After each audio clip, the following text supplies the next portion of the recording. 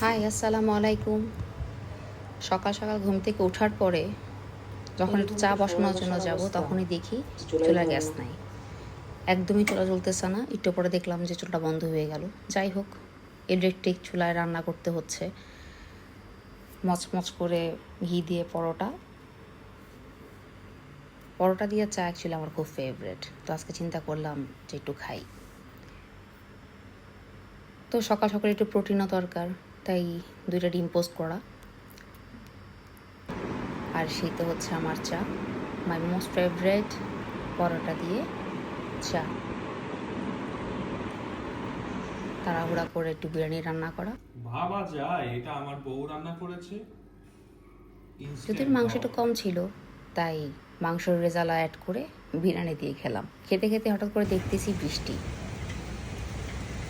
তারপরে মুভি টুভি দেখার পরে সন্ধ্যার সময় একটু বের হলাম, দেখলাম একদম নতুন একটা চাঁদ আজকে। কোথায় খাবো চিন্তা করতে করতে চলে গেলাম চিকেন ফ্রাই খাওয়ার জন্য KFC-তে।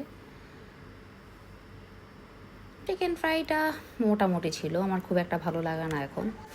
আবার চা নিলাম, চা খেলাম। চা খাওয়ার পরে চলে আসলাম মাছ কেনার জন্য, বাসায় একটু মাছ দরকার। তাই এই তো, আল্লাহ হাফেজ।